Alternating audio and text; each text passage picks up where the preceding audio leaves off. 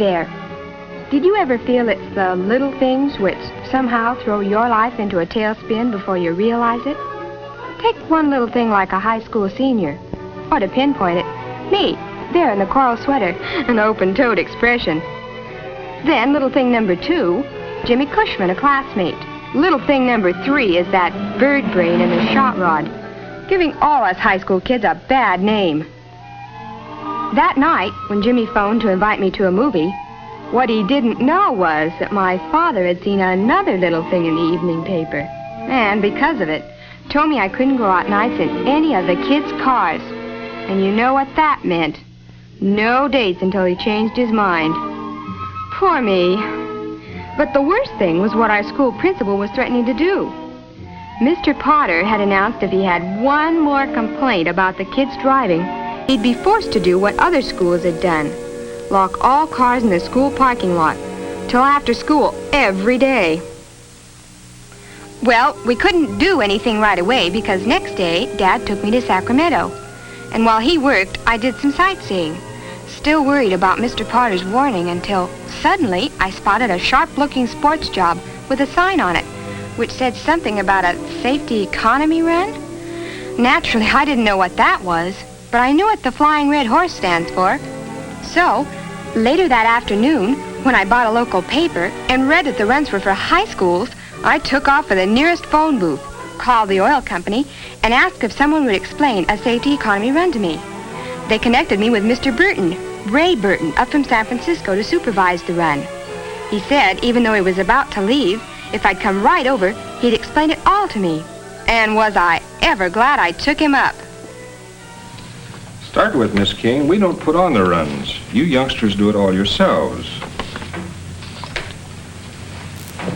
All we do, with a lot of help from 3As and peace officer groups, like the Highway Patrol here in our state, is to show you how to organize a run, then you go ahead and do it. Oh, but who wins these runs? The driver with the best mileage? No, although mileage is very important, but these are also safety tests. That's why we donate trophies and the gasoline that's used. Well, how in the world do you figure the scores? You get your run organized first. When you're ready, we'll be around to explain it and give you the official observer's report forms. You know, each car carries an adult observer. With an adult in the car, like a chaperone, it doesn't sound very exciting. Tell you what, I've got some color movies of runs they've held around the country. If you have the time, I'd love to show them to you. Well, I've got lots of time. Good.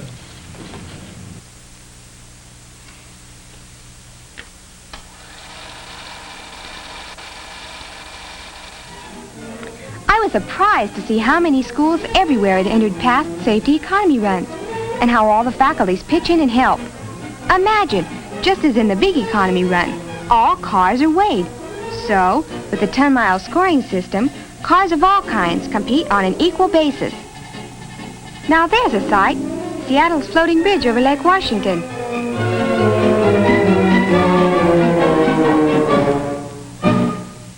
In Portland, a girl walked off with first-place honors.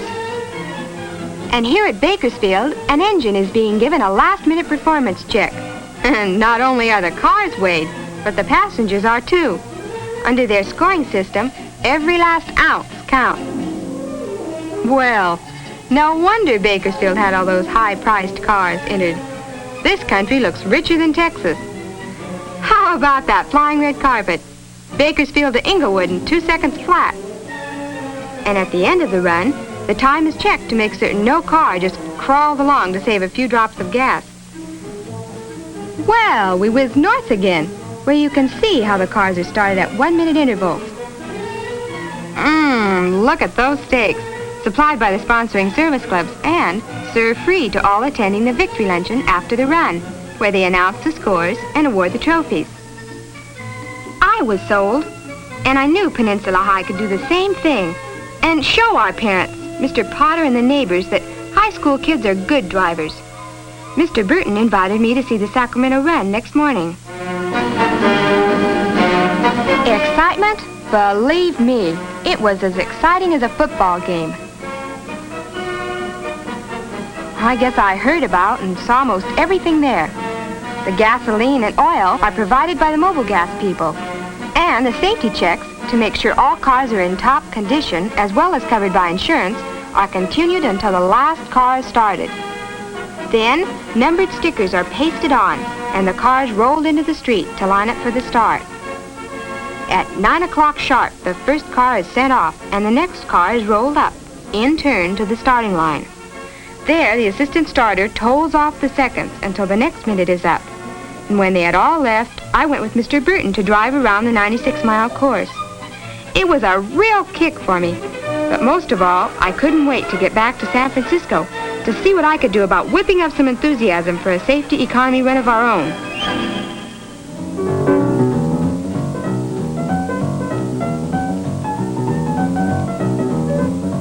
And Monday, after school, I hauled Jimmy over to our favorite malt shop to get started.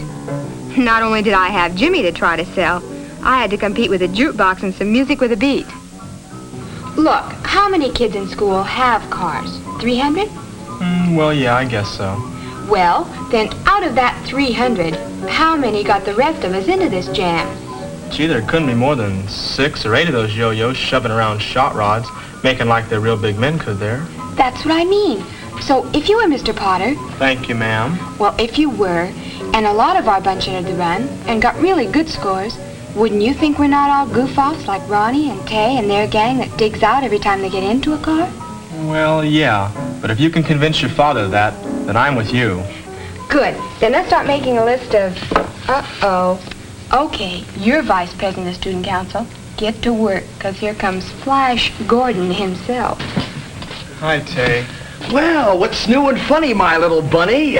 Tay, listen a minute. Minute? Man, do you realize in a minute I can go from a standing start to 130 in that little old bomb of mine? Minute. Tay, we're planning on putting on one of those safety economy runs here at school. Will you and your gang enter if we... Me? Economy? Of course you're kidding. The heck we are. It was you and that lead-foot crowd of yours that got us in all this Dutch with Mr. Potter. Sonny boy, I admit I voted for you for council, but when it comes to cars, you better leave it to the men around here. So get lost, Willie. You're acting mighty silly. Well, what do you do with a character like that? Beat his brains out if he had any. But after listening to him, I'm sure you're right, Sharon. Then you'll help get the show on the road? If it'll help cut down that squeak, send me in, Coach.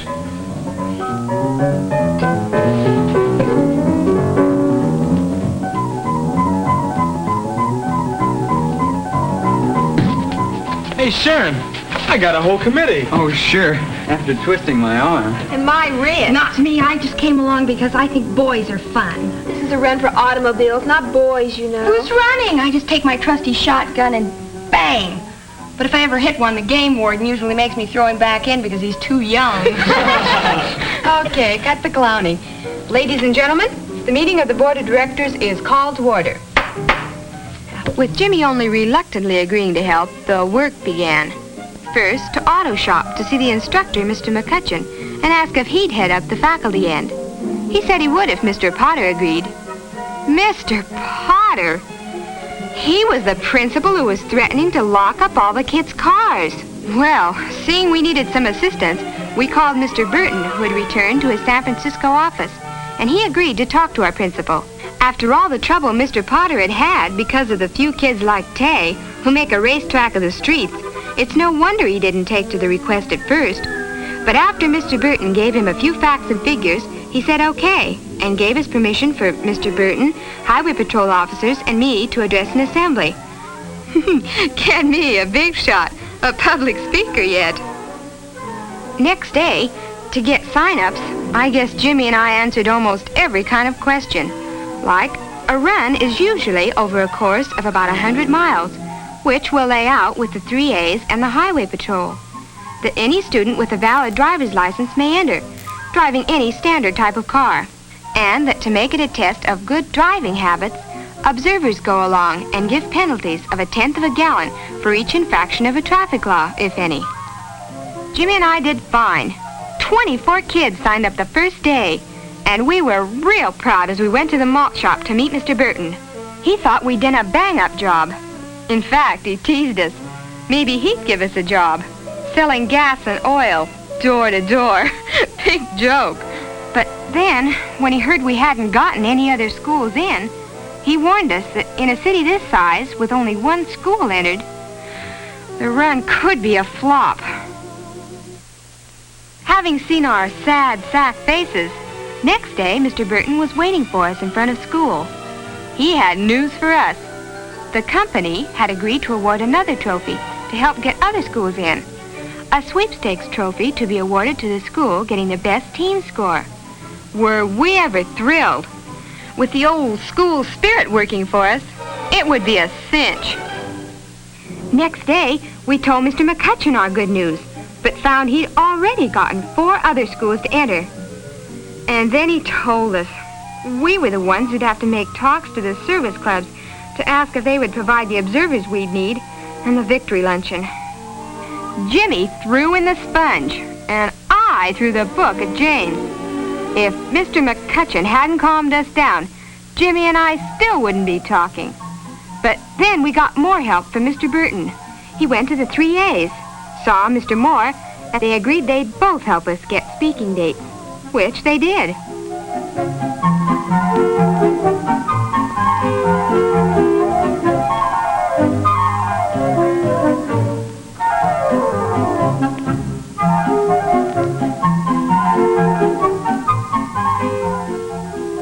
We both went over like a house afire, until I called on the chairman of another club to ask if I could address his next meeting. And, well, that's just about it, Mr. Scott. So, if you'll put me on as a speaker at your next luncheon meeting, I promise I'll tell all about the run in 3 minutes flat. No, I'm sorry, Miss King. Our club isn't interested in races or competitions of any kind where youngsters your age risk their necks in cars. But it's not a race, it's... You did say that the cars had to be back in a specified time, didn't you? Well, naturally. Otherwise you could crawl along. Exactly. Young lady, you're just wasting your time. As a matter of fact, I'm thinking about using my influence to see that your entire project is canceled. That's your privilege, Mr. Scott. But I've been driving for 2 years now, and I've never had a tip, not even for parking. And not one of my fenders has a scratch on it. May I ask what your record has been for the past 2 years? Well, that's really not here nor there, and rather than appear obdurate about it, the meeting's at noon tomorrow in the Pine Room.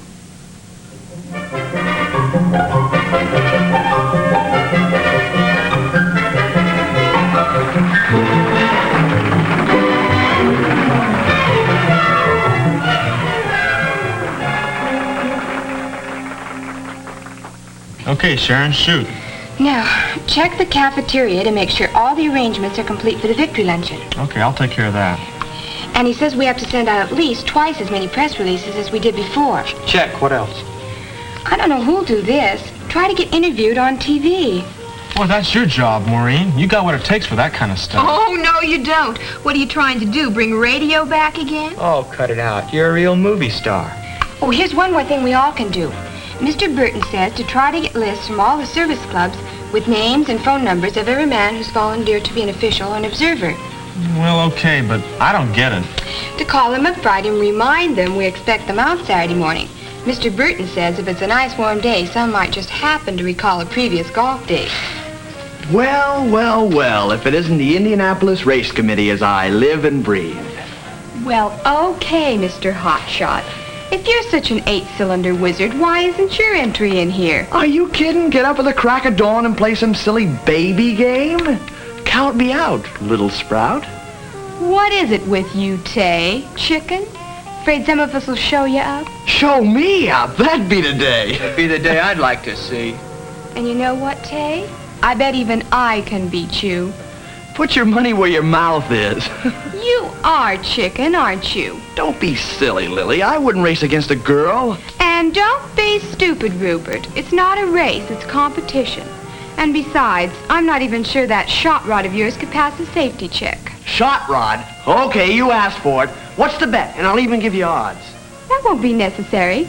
Tell you what, whoever loses takes the rest of us to the movie Saturday night. And how will we get to the show, or has your father become big-hearted and changed his mind? I didn't mean to the drive-in. We can all go down to the park side. I want to see what they're playing anyhow. Well, Tay, is it a bet or is it a bet? Oh, okay, but you wait and see. I'll cream the whole bunch of you. Just sign here, milkman, and we'll see if it'll be cream or just a large dose of skim milk. Safety checks start tomorrow. We were getting closer, and the auto shop volunteer crews work like maniacs checking cars. Maniacs is right, too, for who else would have passed Tay's car as being safe? I guess they checked the car, not the driver. But where there were boys, there was Sally, clowning as usual and doing anything to make Tay realize she was alive. Tay didn't think it was funny. And Mike, with his father's brand new hardtop, he didn't think it was funny either when they told him the car couldn't be okayed because the front wheels were out of line. Poor Mike, having to tell his dad 2 high school kids had rejected his shiny new car as unsafe. His father took to the notion like a duck to a load of buckshot. Next morning, school had hardly opened when Mike's father was there, chewing out Mr. McCutcheon as if it had been his fault. But Mr. McCutcheon explained that's what auto shop and driver ed courses are for. Mike's father went for that in a big way. He told Mr. McCutcheon he would have his wheels aligned and let Mike enter. But it wasn't all work at school. Maureen, for instance, went out with the run supervisors for a final check on the course they had laid out. And what a course! 100 miles through city, freeways, country, and, this being San Francisco, of course, across the Golden Gate Bridge into Marin County. It was all so beautiful we prayed it wouldn't rain the day of the run. Little did we know, poor innocents. Now the whole school helped. Journalism classes wrote all publicity we needed. Art classes designed the posters. And the print shop turned itself inside out doing the car placards. I even typed dozens of envelopes to the local newspapers. And Maureen was interviewed on TV, as Jimmy was on radio. The last big chore was weighing in the cars that were entered, because the weight of the cars and the occupants is used in figuring the final score. Saturday morning, the day of the run, I was out of the house by 6. And so were lots of others who jammed the station we were to start from, where the observers got their final instructions. They asked a lot of questions about how to score penalties for any infractions.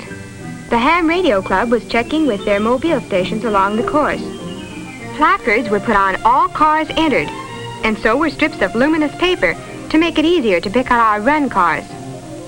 Gas tanks were filled to the very brim, for free at that, and attendants marked the filler pipes so they could be refilled when the run was over to determine the exact amount of gas used. And then, for the first time, I noticed the weather. Gosh, if it rained now, how could we complete the course in 2 hours and 40 minutes? Mike was there, bright-eyed and bushy-tailed, and the law was there, too. Each car had a numbered sticker put on, and I drew number 45. Then Mr. Burton came up to introduce me to my observer, Mr. Samuelson, and told us we'd better weigh in and have the total entered into our official report.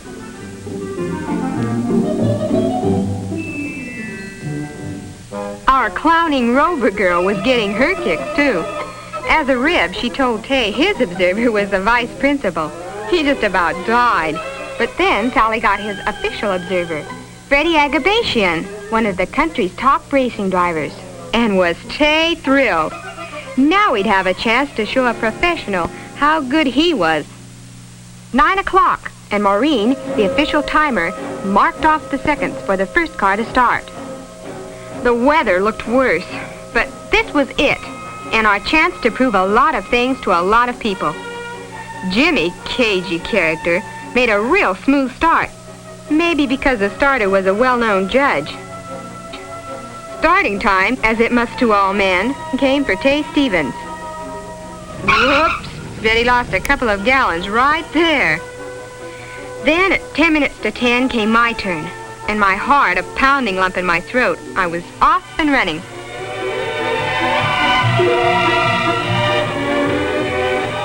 Making sure we flashed our turn indicators, we rolled up onto Bayshore Highway, and I saw the weather was getting even worse. But with the traffic and having to watch the speedometer and all the other things I had to do, I didn't have much time to worry.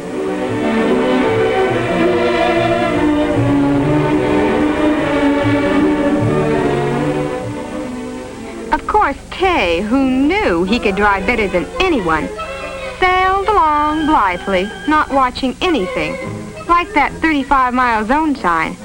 And he never did argue Mr. Agabatian out of that penalty, or the other infractions he piled up. And then it hit us. Golly, rain. We all had to reduce our speed.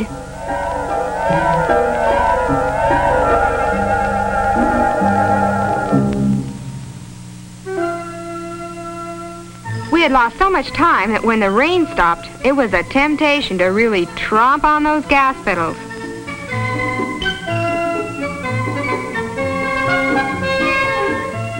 Now that we had been through overcast and rain, we ran into our next obstacle in trying to maintain the top legal speed. Fog. Good old fog to make us slow down again. But then, as it always does around our wonderful town, the fog washed away, and there, under the brilliant sunshine, was San Francisco itself.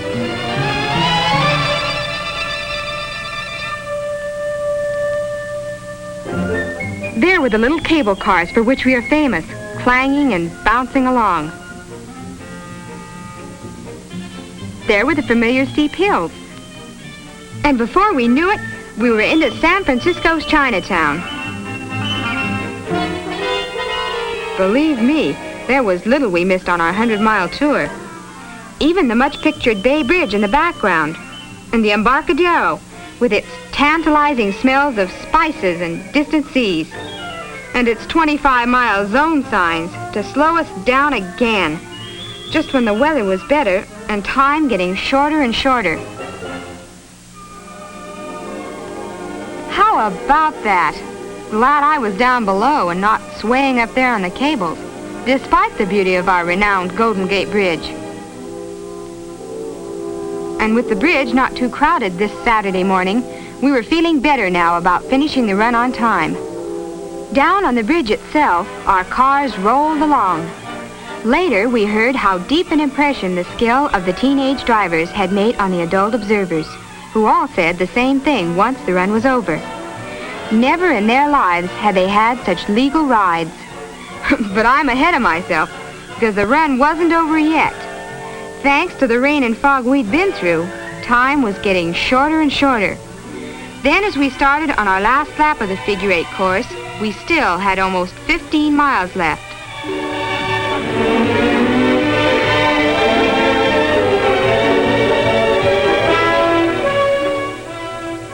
Then as we headed back to the bridge approaches, there it was again, rolling through the Golden Gate.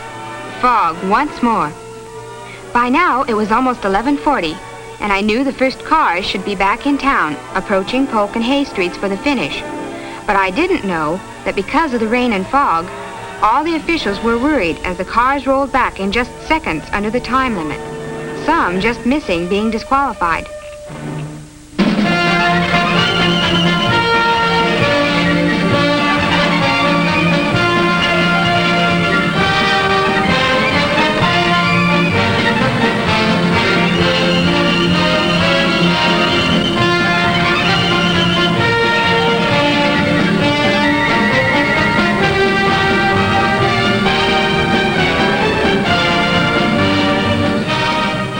It really was more exciting than the start, with every driver anxiously watching the pumps to see how little gasoline had been used, because even a few ounces could mean the difference between a winner and a loser.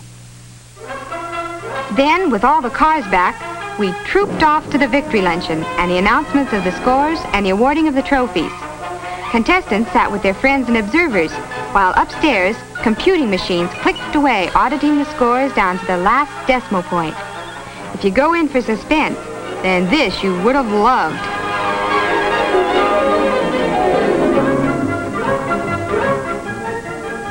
Talk about dismal luck.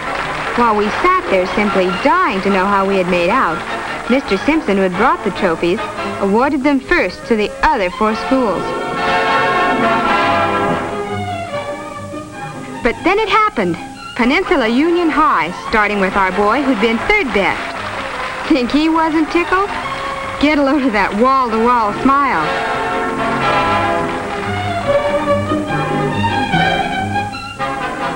Then Al Larson, who'd been 2nd. And finally, with all of us biting our nails, first place to unbelieving Jimmy Cushman.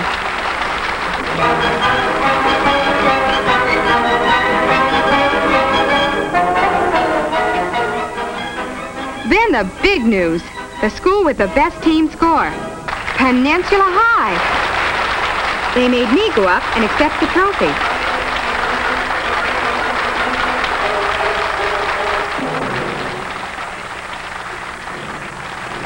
And then we all made tracks inside to see the huge piece of paper on which everyone's score was written. After all the boasting I'd done about doing better than Tay, I was popping my buttons till I found out if I had. Where was my name? There, Sharon King, 8th place. But where was Tay Stevens? How had he done? Uh-oh. Tay Stevens creamed himself into 14th place.